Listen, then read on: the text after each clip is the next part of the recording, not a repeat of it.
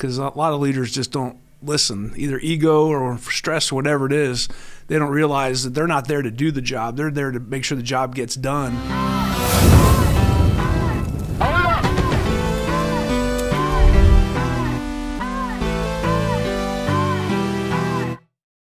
Well, today we welcome Dan Cockerell, the former vice president of the Magic Kingdom, Hollywood Studios, and Epcot at Walt Disney World. Right? The only one that you missed was Animal Kingdom. That's right. Maybe someday. Maybe someday. Now you're leading your own consulting company, teaching other companies to lead. Yep. Which is great.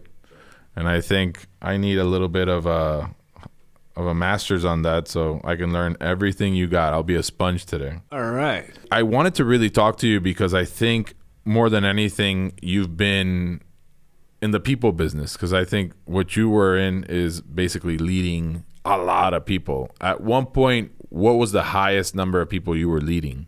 Magic Kingdom had, when I was there, about 12,000 employees. Yeah. Whoa. But to be fair, when I say that, you get lots of resources come along with that. So sure. You're one of many running that place. If you understand that, you do well. If you think you're the most important, then you're in big trouble. So it's about creating the right environment for everybody. How long were you at the park at Magic Kingdom? That job, last job I had at Disney was 3 years. 3 years. But the whole run, 26 years at Disney with 19 different jobs. So I was used to going into new jobs. All the time. And used to being the new person, used to being the novice and not having the technical expertise and having to learn it and figuring out who could help me, who I could trust, right, who I could defer to for expertise. Right. And as the jobs got bigger, I had to get better at doing that, because no matter what you know, you got to have people around you that know more, know different things, have a diverse background, and probably most importantly, you're willing to listen to, because a lot of leaders just don't listen, either ego or stress or whatever it is. They don't realize that they're not there to do the job. They're there to make sure the job gets done, and then they assemble this group to lead them through that. And you have a lot more fun when you run an organization like that. And ego, a lot of times we just, under pressure, we want to take more responsibility and work more. It doesn't work. It doesn't always work. It's not sustainable. It isn't. Yeah. I mean, you need to rely on people to be able to move an organization forward. It's all about that. I say it all the time with the restaurant business. I think we're really in the people business. We're not really in the food business. Right. Because we just basically leverage, what we know about food, and we show it to a group of people that maybe are not even in the industry, to create something special and grow. Right. It's to me, it's crazy because the product is not the most important thing. Right. That's absolutely true. In fact, when my wife and I do keynotes and then we do workshops together, and I will usually when we walk in, most of the companies we work with are not hospitality. They're not theme parks. They're hospitals. We're speaking to one this week. They're into they do manufacturing for the military, for aircraft carriers. Okay. We've spoken to accounting firms. And the bottom line I tell them is, you're probably wondering what the Disney guy is doing here. And he doesn't know anything about, our business. And I said, that's true. I don't know anything about your business. But if you have employees, you have customers, you're trying to make money, we have a lot in common. Mm-hmm. And it's that people business. And clearly you need the expertise. You need to be able to pull this together. And you need someone with a vision that can do those pieces. But at the end of the day, it is about rallying a team of people to work towards whatever goal you have. And I think businesses have a lot more in common than they realize. You're right. What was that, walking into a position like that? What do you think was your vision as you walked in, going like, hey, now I'm going to take lead in one of the most iconic parks that has ever existed? When I went into a new place, I would just rely on what I was really good at, and that was connecting with people. I would spend tons and tons of time in the park, spending time in the kitchens with entertainment. I'd go out with a fireworks crew and learn how to load up fireworks. I'd worked there before, so there's certain things I knew. I'd run retail at Magic Kingdom as a general manager. I'd run operations. So I knew a lot of people already, and I had an expertise, but I was just trying to maximize my approachability, accessibility, and say, okay, tell me everything that's happening. And then once people start trusting you and they can see they can talk to you, and you don't have you don't have to talk to someone who has to talk to someone that passes the message on to you, and you're like, okay, I'm around. people start to say, well, maybe he's going to listen. Maybe there's some things we can talk to him about. And then you start taking all the information in. And then as a leader, you have to start figuring out, okay, what is true, what is not true. People don't tell you untruths, but they tell in the way to influence you the most. So you really have to figure out what's going on. I brought in, the industrial engineers. Okay, where do we need to make improvements here? I talked to the chef. What are our guests saying about the food? What do the ratings look like? I talked to the Imagineering team. And so everyone had their point of view. And then as a leader, you had to take all that and figure out, okay, what's going to be best for the business. I'd show up lots of places to learn about things I had no business kind of getting involved with, but I wanted to make sure people knew I was interested in all the details. And that's, in my mind, that's not micromanaging. That's just letting people know it's a detail business, and you have to take care of those details. And if you role model that, people will act more professionally. I listened to your podcast from last week, and I love the concept you had is start treating people like professionals, and they'll behave like professionals. Give them that respect, put the bar really high, and people will step up, and they will get better. Yeah, and to own it, I think, for example, businesses take a lot of the management style, meaning, the people that work at the store or at the restaurant usually take on whoever's managing that location. I always walk into a store, I know that the employees are acting the same as the manager would to them. Right. That's just my feeling. Yeah. So, when you go to a good restaurant, you always have to I always like to ask for the manager and talk to them. And, even though we're in the same industry and maybe I'm fast casual, they're full service, I still like to understand, how good is your staff acting, just because how do you treat them? It's kind of like golf. Anyone can hit a great shot every once in a while, but great businesses, it's not a fluke. It's always there. They're able to see that. And having been in this business for a long time, I walk in and quickly I know that, okay, was that a great employee, or do you have a great management team in place? And I've seen it happen on, I've been on the Disney Cruise Line a few times. And for us, the Disney Cruise Line, if you want to get the Disney experience for the first time like guests do, as a Disney cast member, you go on the cruise line because they just nail it. It's just such a great experience. Really? And getting on, you're greeted, and in the hallway, every housekeeper, every employee will stand aside, nod, good morning, good afternoon, and it's just like clockwork. And I know that's a leadership thing. That's not a random thing that happens. Everyone knows that happens. And when it happens once, it's nice, but when it happens every single time, it moves into this category that you're saying you're nailing it. Everyone here knows what the plan is. Especially with something that, there's a lot of employees. Yep. A lot of employees with different personalities and everything. So you went from being a parking attendant to vice president. Can you give us a little bit of history in that? Because you said you had 19 different jobs at Disney. Yeah. So I guess you learned a lot before you got to the vice president position. So when I got out of college, I had no plan. I was a political science major. I didn't know what I wanted to do. So I went to Disney and said, hey, I'm a political science major. I just graduated from BU. I'd like to job. What should I do? And they said, what do you want to do? I said, what am I qualified for? And they said, park cars. So they put me at Epcot, and I did that for 6 months. That's great. Now, I did have kind of a plan. I ended up getting a visa to go work in France. So I went over there in January 92. We opened Disneyland Paris in April 92. Yeah. And sure enough, where I went, parking. That's what I knew how to do. So they put me in the parking lot in France. Said, all right, now figure this out. And I was a management trainee. And then from there, it just started. We were in France for 5 years, and every year I was kind of looking, where do I go next? I don't know what I want to do, but if I just keep learning and getting diverse experiences, it's going to pay off. Yeah. Or I know what it's like to stand out in the parking lot when it's 110 degrees and 90% humidity. Let's be a little more empathetic with our employees, because I was there. I did that. And people get excited by that. I imagine that Disney brought people from outside to operate in the company, right? And maybe were higher than you in rank, but obviously you've worked all these different positions. Right. Did you feel that was hard to be able to communicate to somebody that came in, doesn't know the whole company like you do? And, how do you translate that message to somebody? Because a lot of people that listen are in a job that they have a boss, and that boss has a boss. So I'd like to know how that felt. Well, it's funny you mention that, because culturally, most of the time I was at Disney, it was 99.9% promote from within. Okay. Because when you have a base that big, 70,000 employees at Walt Disney World, you usually have all the talent you need there. And so we always defer to promoting from within. And not only is that it's a good policy, but it retains people because they know they have a career path. Mm-hmm. They know that you're going to give a nod to people who work internally, and you get to see them in action, and they develop a reputation. Now, we did that almost to a fault, and I think we started to go externally to hire people from outside hotel companies, because if you don't bring in new ideas, you're not going to progress. And we would do that. It was really hard. It was hard for people to transition from outside of Disney into Disney, just because the culture is so strong, and there's the language you speak and all the things that aren't written down, but everyone, culturally, you always have to have your name tag on. People are like, what's up with that? It's like, that's part of our culture. That's what we've always been about. It's a first name basis.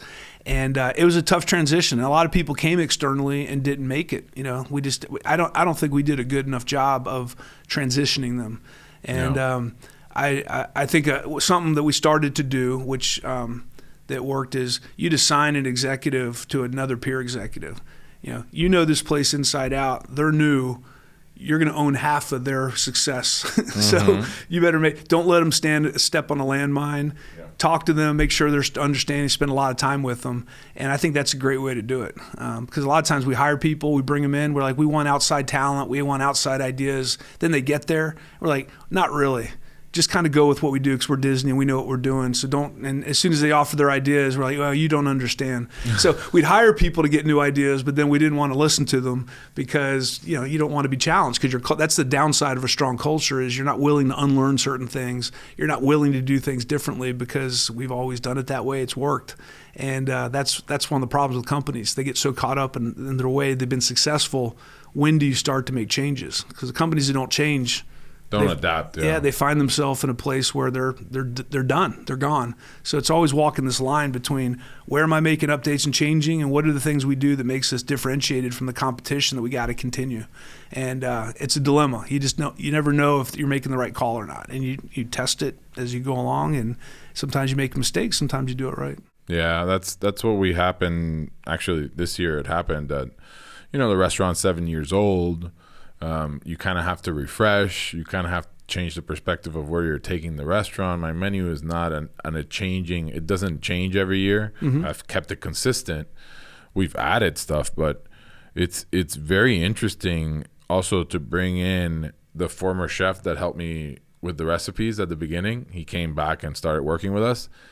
It's interesting to have that perspective come in, and the people that are working currently, they're like, hey, wait, you don't know anything. Yeah. Things have changed here. The whole company has changed in the way that it runs and all that. So we have that challenge. For me, it's a challenge, right? Yep. To get everybody in tune into the same message and move forward. Yep. Which is, for us, growth. I think it's great. You have to listen to a lot of people. You have to listen to employees who've been there a long time.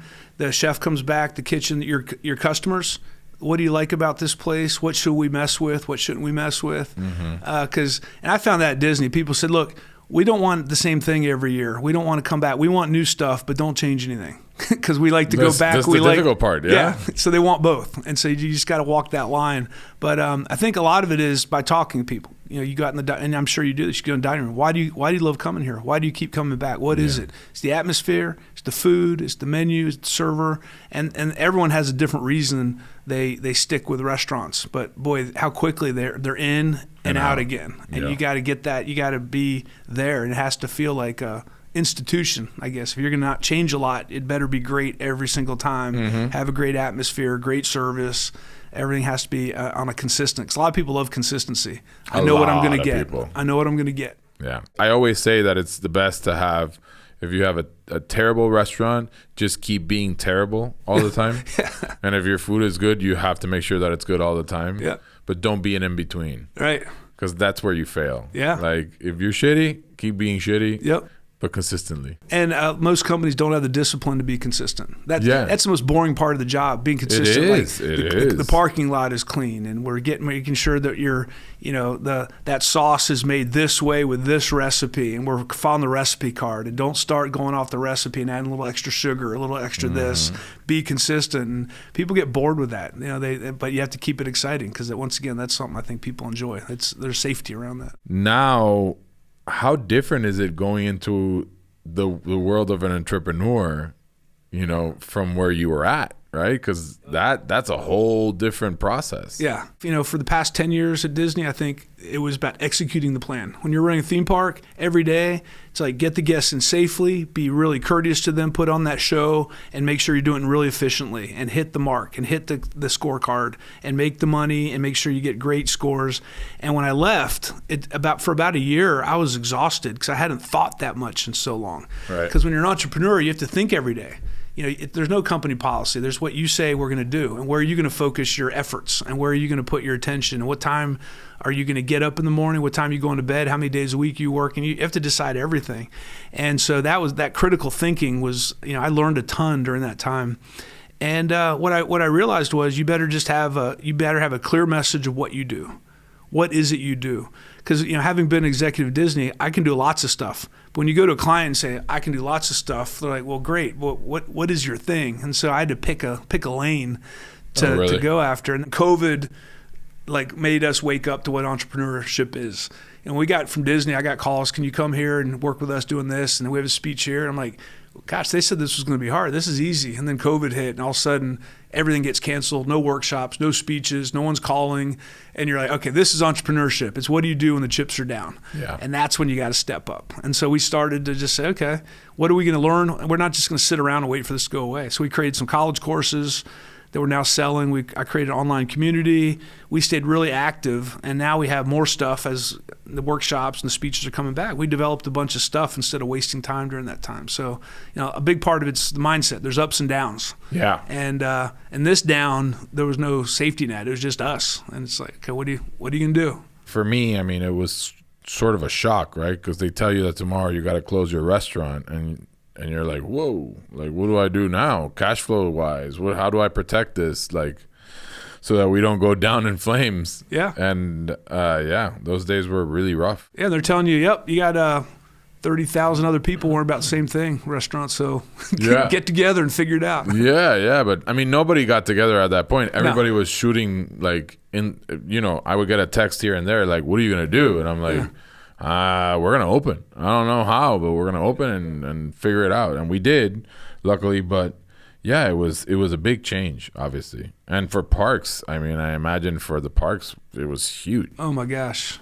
Thank God you were retired, right? Yeah, that would have been I really have respect for the cast and the leadership team out there, because it was a lot to figure this out, because Disney's known for safety first, and they could not put themselves in a situation where they were going to put that at risk. And when you're dealing with COVID, it's like, well, you do not want a front page story that Disney is the epicenter of the spread. Yeah. And so they did a lot of work to get that up and running. I think they felt the weight of the responsibility of how many employees they had, and the whole state was looking to them to figure this out and get the reputation back up there. It's crazy when you're obviously a company like that's been at the forefront of what you said, safety and customer service and all that. Yeah. I think there was a school, right, that they would teach executives in the Disney way and the Disney culture. Yeah, Disney University. Yeah. First day you go to Disney, you go through traditions, you learn who Walt Disney was, why he created theme parks, what we're trying to do. And the whole first day, there's nothing about your job. It's all about why we're there.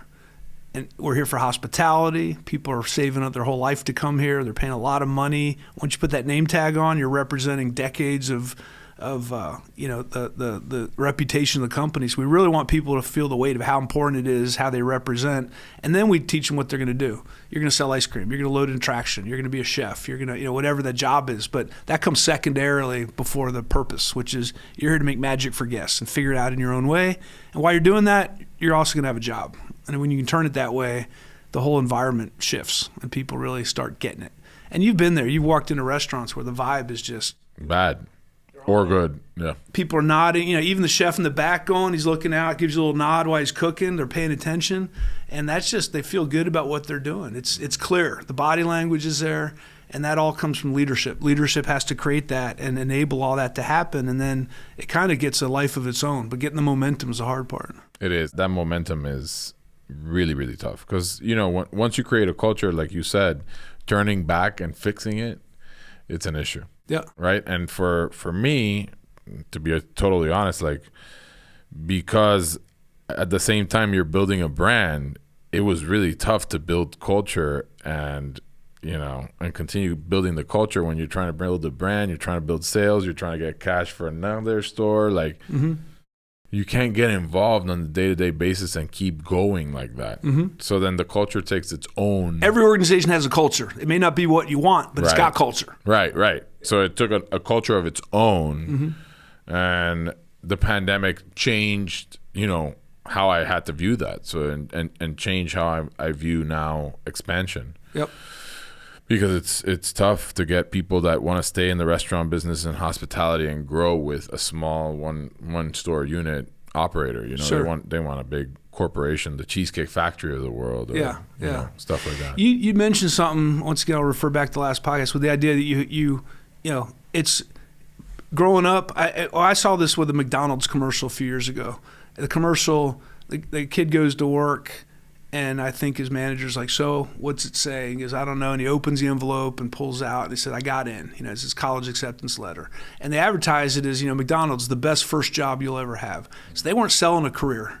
They were selling, this is a great job for you if you want to make some money. And people would move up through there. And, the turnover in the food and beverage business is, and I think y'all talked, it's a stepping stone. It's an experience towards, and it's a great experience. Dealing with multitasking, pressure, guests, your own emotions, getting the courage to deal with things. I mean, I think it adds a ton of leadership traits to people to go through that experience to work these frontline jobs.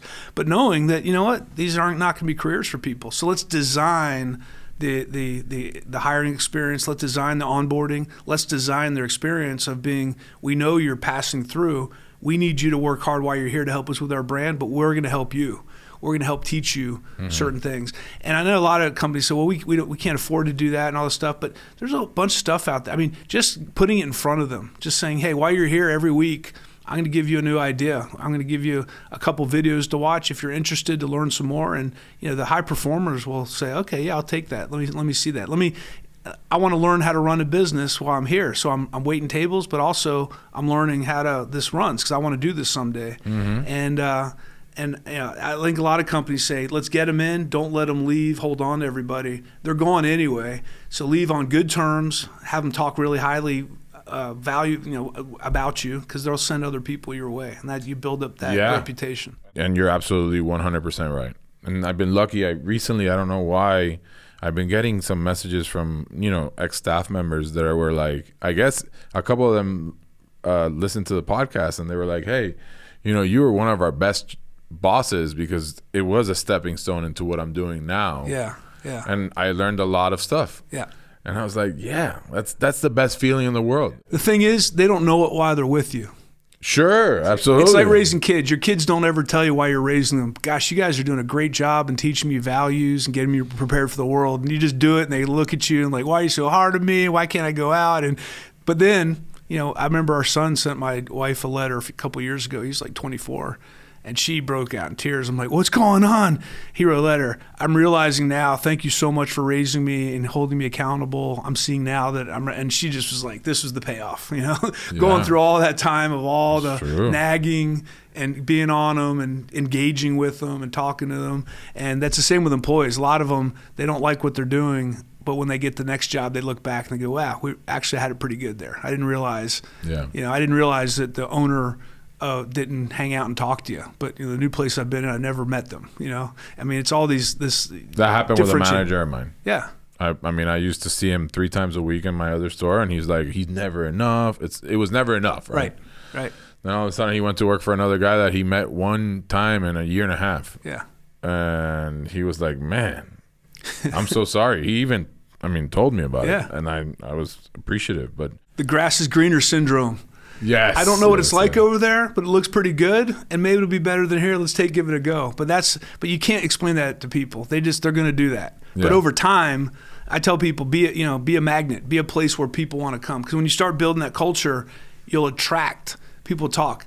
If you're gonna work in food and beverage anyway somewhere, here's a place to go. Yes. There's a lot of teamwork. Even when you're short staffed, people step up. The leaders are there. They're involved. They'll help. They give you. They empower you to take care of the guests. If they wait too long, you're allowed to comp them. So if you're going to have to do that, this is a great place to be. But you're building your brand, you're building your reputation over time. Yep. And soon you don't pick people, they'll pick you. They'll come to your place. And that's when you get these killer teams. I can't wait. Because that's exactly what I'm trying to do, obviously with the expansion, give opportunity. Yeah. Which is the hardest thing there is for us in the restaurant business, especially with one restaurant. It's like, what are my upward mobility opportunities here? And that's hard. And that's why you got to invest in the people, because you can't tell them, hang in there, you'll be a manager, you're going to move in the larger organizations. And I tell young people that, I say, being these small companies, you're going to learn a ton about the business. But longer term, if you want to have these experiences to move up, you're going to have to move. I mean, that's just part of it. And it's not even food and beverage today. I was at Disney 26 years. No one's going to work for a company again for 26 years. Those days are gone. You really feel that? Yeah, I don't think people will. It's not. You'll have your skill set. You'll have what you did. And you're gonna. People want, younger people want different experiences. They're going to want to work for different companies, do different things. And I think companies are just going to have to. That whole "you're not loyal" thing needs to go. It's like, I have you today. I'm going to treat you great today. If you leave tomorrow, then hopefully you'll come back one day. But you leave on good terms, and because that's once again you get the. It's not. You don't have the pension and all the stuff to keep people anymore. They're like going to take their money and go to the next experience.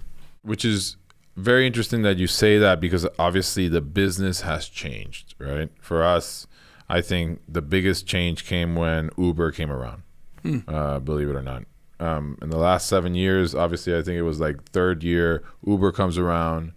People are now thinking, I can make the same amount of money working in Uber, sitting in there, making my decision of when to start and stop, wearing my pajamas, versus coming here and getting barked at by a manager or stuff like that. So that's the first time that I felt there was a wave of people just leaving the hospitality business.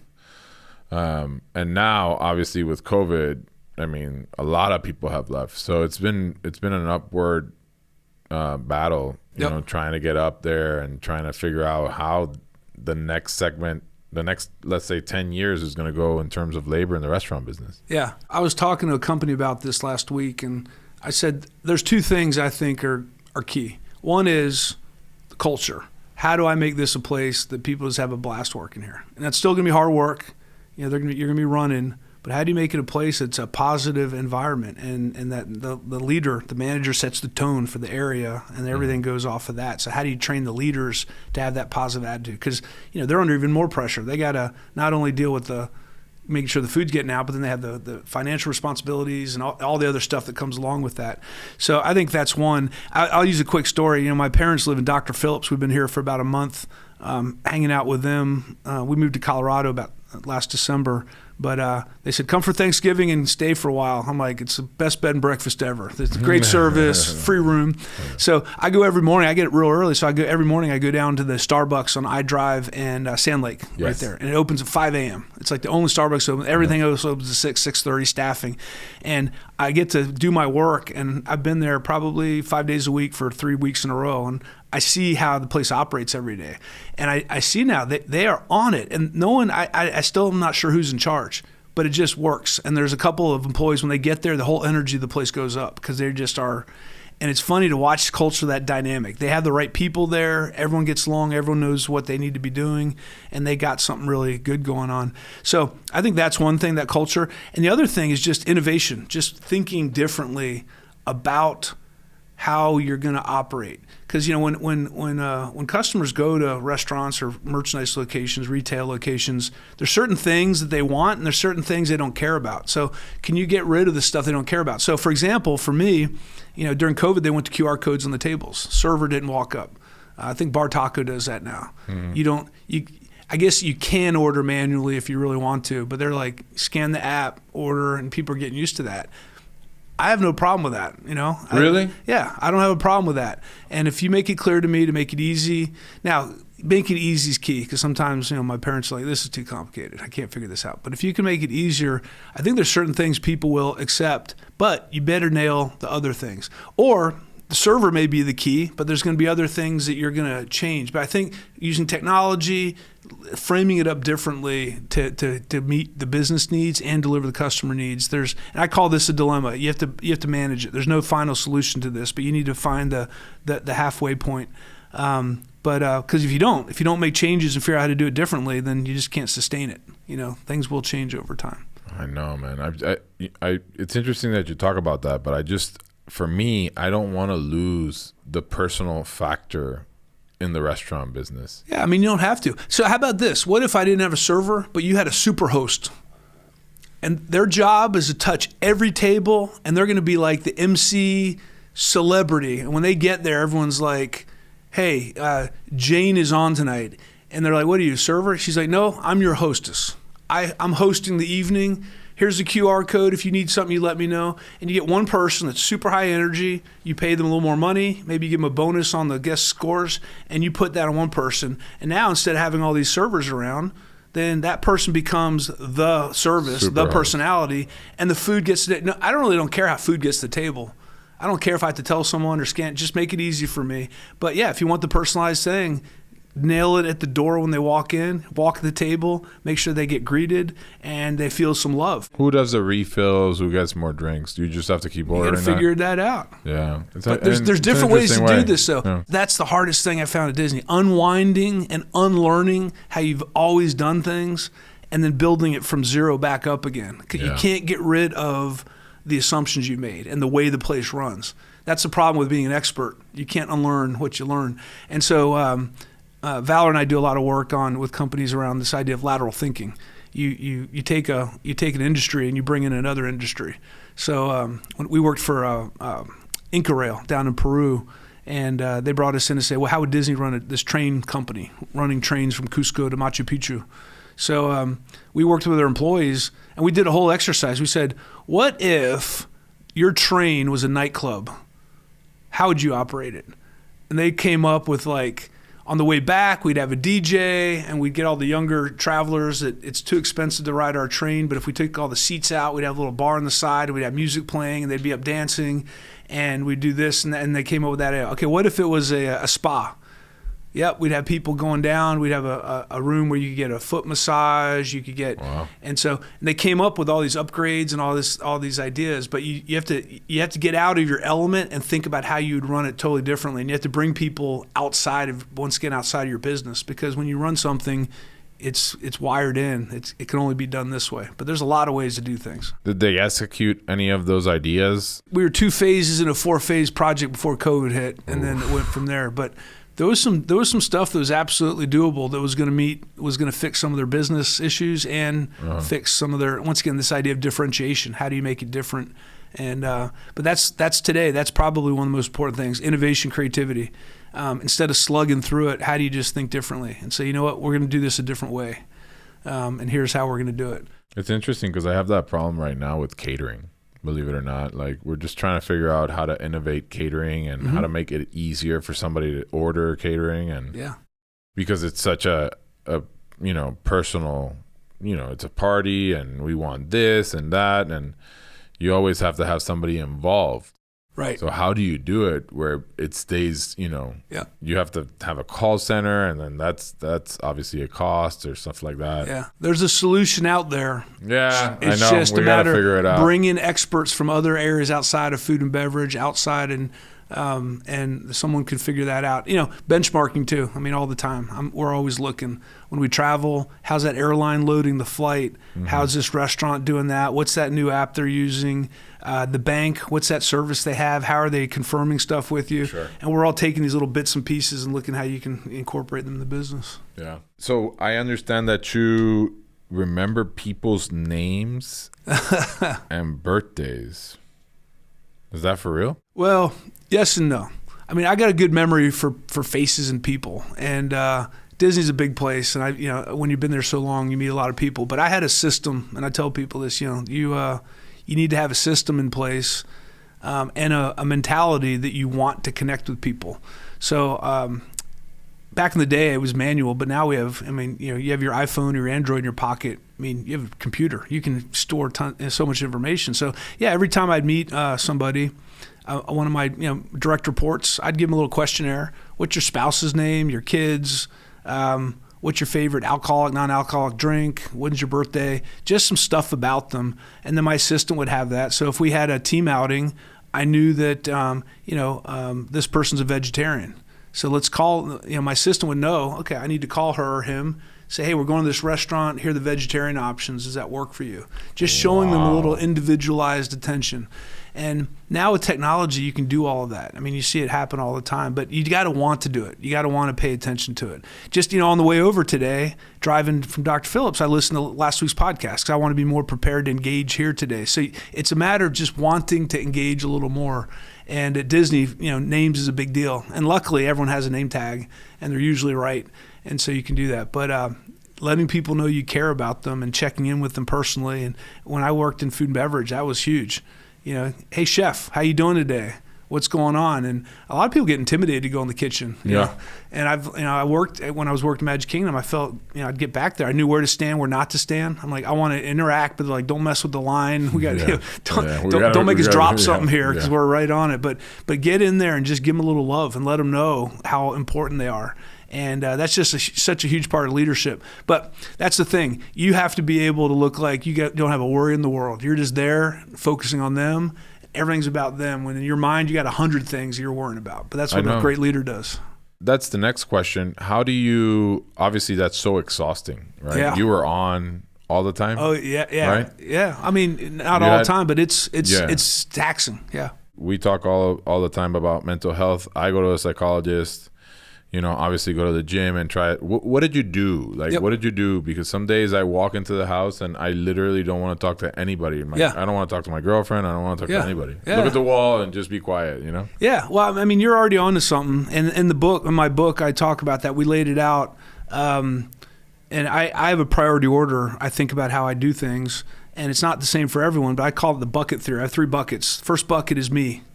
It's the most important. It's the highest priority over my family, over my kids, over my wife. I take care of myself first. And because I realize when I do that, I'm a better father, I'm a better husband, I'm a better son, I'm a better dad, I'm a better boss.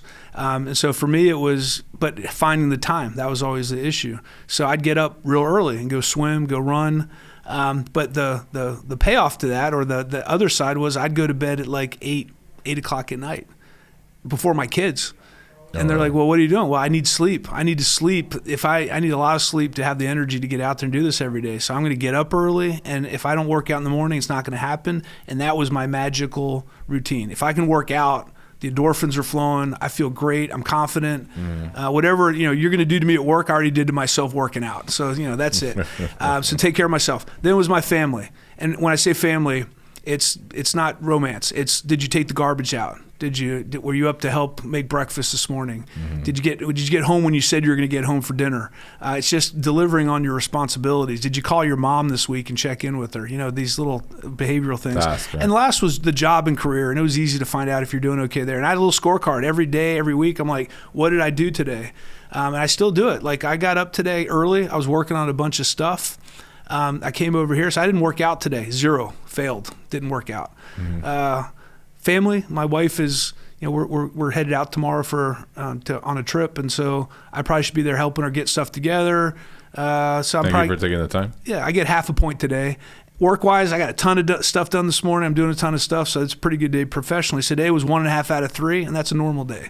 It's about give and take. You got to give and take. But if you stop taking care of yourself, and to your point, you were an athlete. I think athletes do this. They understand diet. They understand exercise. They understand training. They understand mental health. They understand hydration. And I think once we work professionally, we let a lot of the stuff go. But I think we should treat ourselves like professional athletes and do the same thing. These are physical jobs. I agree with you 100%. Even not non-physical jobs. I mean, mentally, it's super important to be feeling good about yourself. Yeah. To whatever you want to do. That's the starting point. And then everything goes from there. Yeah. I'm not saying it's easy, but if you want to excel and do different things, you got to have a plan, and you got to know, and you have to let a bunch of stuff go. That's the hardest part. You can't do everything. You got to there's a bunch of stuff I'm not going to do because I got to nail these things. How did you do that? Because that's I think I was chatting with somebody earlier today, and it's the toughest part about being an entrepreneur is, can you let it go? Yeah. Right? Yeah.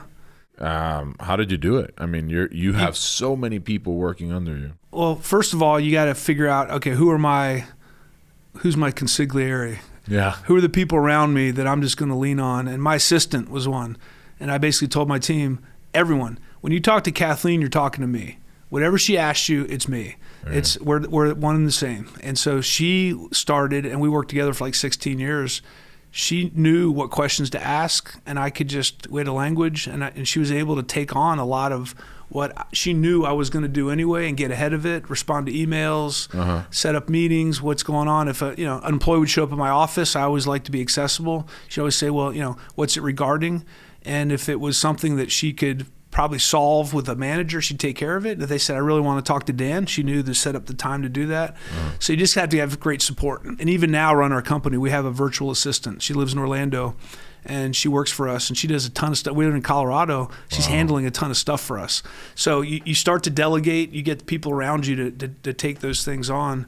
And time management, you got to get organized. You got to get it, because when you start doing this, there's two things that I always looked at. Stuff that's urgent and important. I got to do it today. We're opening the restaurant. Do we have enough inventory? The state's coming to do a sanitation walk. There's stuff that's urgent. I got to do right now. Then there's stuff that's not urgent and important. And that's the stuff like starting to save a retirement when you're 20. Yeah. It's reading your kids' bedtime stories when they're little, so they'll have a love of reading. It's starting to work out, so when you turn 60, you can still walk and have a quality of life. So there's a lot of things that people don't. They say, well, it's not urgent now, I'm not going to start doing it. But if you have the discipline to start doing things way before they become urgent, you're in a much better position.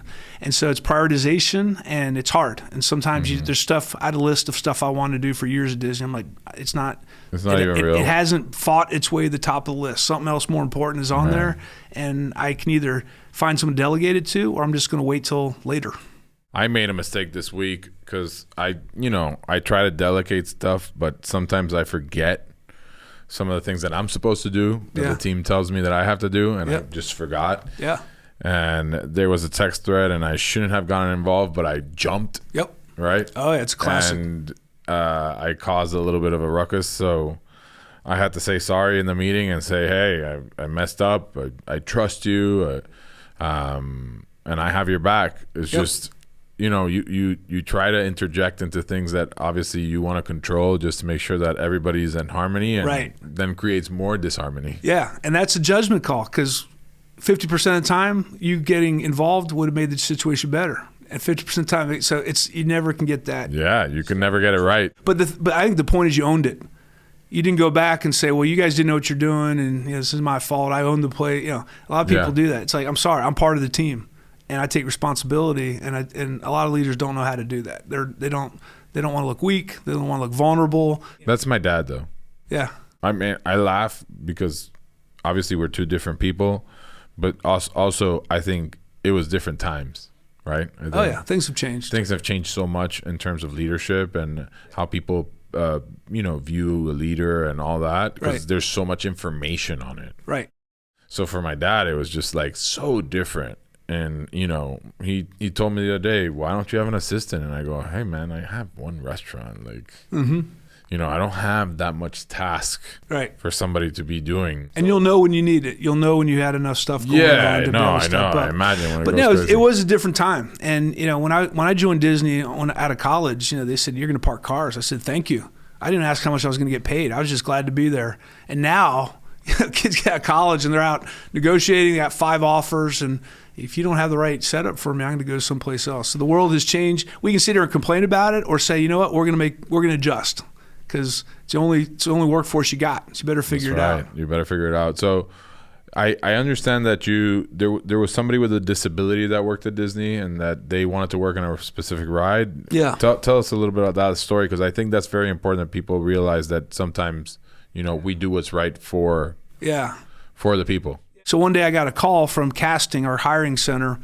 and I was running a test track. I was the operations manager of that attraction in that area, and they said, well, we have a potential employee that uses a wheelchair, and you have an opening at test track, and would you hire him? And we'd never hired anyone that used a wheelchair at that attraction. So I said, well, I don't know. I said, let me go. So I went and talked to the disability team and engineering, and we did over a week, they did a study, and they said, you know what, we can figure this out. I talked to the management team. I said, can someone with a wheelchair work here? And they said, yeah, they can probably work 80% of the positions. And there's certain positions they won't be able to, but we can probably accommodate them. And they were on board to do it, because they weren't, that'd be tough. Either I had to talk them into it, or we'd have to not do it. You can't tell them what to do, because I want this person to be successful. And engineering basically said it's probably going to cost about $30,000. We got to put door openers on all the doors. We got to put a ramp in. We're going to have to make changes to the building by law if you're going to have them work here. And by the way, once we modify the building, you now can never say no again. You know, you're always going to have to. Now there's a certain amount of people because of safety we would have, but that was it. And I thought to myself, and you know, the money, it wasn't the money. It was expensive, but at Disney we got resources, and it was just a matter of, do we want to open this door and do this? And I'm thinking, this person really wants to work in attractions. We have an opening in attractions. We respect, appreciate, and value everyone. Do we really? And it was one of those moments, it's like, do you really or not? Are you willing to figure it out? And we figured it out. And he ended up working there. And I think, you know, after that, that was sort of became the norm. You could have someone, and it's you know, I can't see that from that point of view, because I've never had to deal with having to use a wheelchair or something. But for someone to say, I now get to work in attractions, which for all I know, that was the dream their whole life. And they said, there's no way I'm going to be able to do that, because whatever, you know, not my doing happened to me.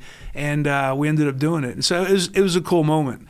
And you have those opportunities in your life all the time. You're making decisions. Okay, am I going to do the right thing or not? And a lot of times no one's going to know, but you are. And you just have to figure out, do you want to pick the right path, you know? That's an awesome story, because I think it's very important that people realize that, you know, you do care, right? Yeah. And you're in a position to do that. Yeah, yeah. Is there any moment that you remember? We always ask this, and it's I'm sorry to use this word, the oh fuck moment, where you think like, shit, oh yeah, like here we go. Yeah. How much longer do you have? I got lots of this. They have them every week. Yeah, there was one. I think this is in my book also. We did so for years, we're always looking for revenue generating opportunities. How do you use these parks and just leverage these assets and just get the most out of them? And if it was up to us and guests were willing to stay up through the night, we'd keep them over 24 hours a day. Sure. But, you know, you have to get in and do maintenance on them and stuff. So we started to brainstorm. You know, we had the Christmas party at Magic Kingdom. We closed the park and reopened for Christmas. We closed the park and reopened for Halloween. And I was at Hollywood Studios. And we said, what can we do here? Can we do a party like that and close the park and then sell a second ticket and reopen for a party? And we came up, and the villains were really popular. People are like, you never do anything around villains. There's like different villains, but people really love the villains. Could you do an event? It's all villains. Uh-huh. And so we worked on it, and we ended up putting a hard ticket event together. We closed the park and reopened at 7 o'clock that night, and had and I remember thinking, we said the advertising is you can meet 50 villains, 50 different villains from all the movies, and they're going to be their characters and everything. And that it sounded like a lot. We just got caught up in that, and then we were supposed to have like 3,000 people show up, and like 10,000 showed up. And whoa, 50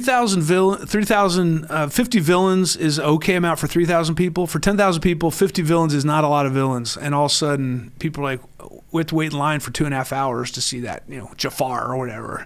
And it turned into this, and it was bad. We were out giving water out and giving tickets to people, and it was just a great lesson for me. Is, boy, do your homework. I mean, if you're going to do something new. I was so used to running operations, and it was routine. You open the park every day. Everyone's been doing the same thing.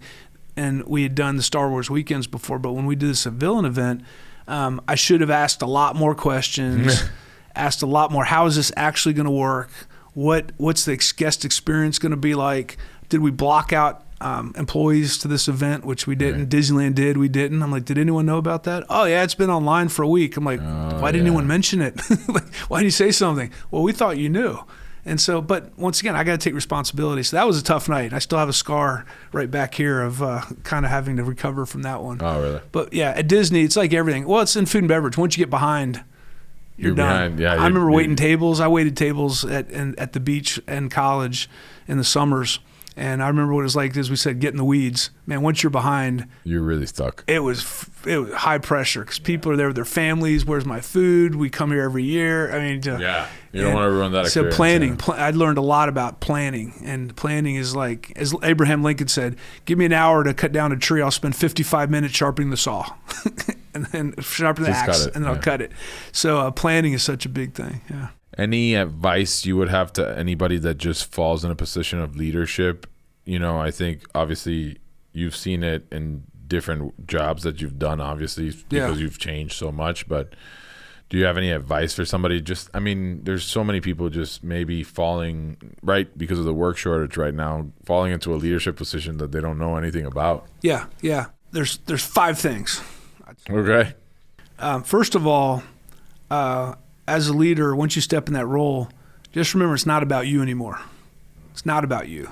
It's about everyone who's doing the job. The people reporting to you, it's about them. You are there for them. Now, when I say you're there for them, sometimes you're there for them to kick their butt, give them feedback. It's not, but you are there. It's about the restaurant running well. It's not about you doing a good job. It's about not how you perform. It's how do you enable your staff to perform.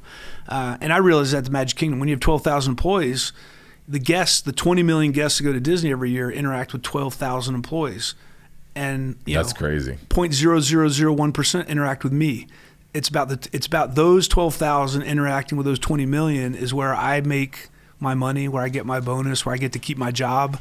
And so I had to really get to a point where it's not about how good a leader I am, how nice my office is, how great, it's about how does my leadership translate through the general managers, to the senior managers, to the frontline managers, the employees? And if it doesn't translate, then I'm not doing anything, because the guest doesn't care who I am. They don't know who I am. All they know is that person at the Toll Plaza nice? Is that person at ticketing nice? Did they find my son's lost stuffed animal? And it's up to the employees to do that. So it's not about you. The 4 other things I'd say: make sure you got the right people in the right jobs. And you talked about that. You get the right talent, you get the right personality, all of a sudden it changes everything. So you got to make sure you got the right people. Relationships. What kind of relationship do you have with people? You may not know them well, but do you have any relationship? Do you know anything about them? Have they worked in food and beverage before? What are their dreams and aspirations? How long is their commute to work? The enemy in every business, and especially the food business, is time. You just don't have time. But you can find those little moments to say, hey, real quick, 2 minutes, tell me, who are you? Tell me your background. And once you start to know people's personal stories, you can build on those. And trust goes up, teamwork goes up, flexibility goes up. Clear expectations. Do people know what they're supposed to do? Yeah, that's the hardest part. I've been in jobs where I don't get any training, and it just shatters your confidence. You want to do well, and especially, once again, in food and beverage. Hey, Dan, you didn't do the sides today. What sides? What are you talking about? You have to do the ketchup. What? No one told me. It's on the list. Where's the list? No one told me. Train people. Give them a fighting chance to be able to do a good job. So set clear expectations. And the last one is reward and recognition and coaching. Reinforce. As a leader, you got to let people know when they're doing a good job. And I know a lot of people say, well, you shouldn't have to recognize them. You're paying them for the job. Well, when you get a guest compliment, you got to tell them, hey, I just talked to these. Or when you're touching tables, hey, I just talked to that table. They said they had a great meal, love the service. Thank you. Just pass that on constantly and be specific. You just can't say, hey, thanks for being here. That's nice the first time. The third time, it's like, why? Why do you like me being here? It's not about you in leadership. You got to build relationships, set clear expectations for performance, reward and recognize, make sure you have the right folks in the jobs. And that's the model I've used for years. Where can you get your book? I want to get this book. Well, you'll get your free copy. Yeah. Amazon. It's on Amazon. It's on wherever you buy books. How's the culture in your kingdom? Thank you. I appreciate it. My pleasure. Back. Thanks for having me. Great. Appreciate it. Yeah.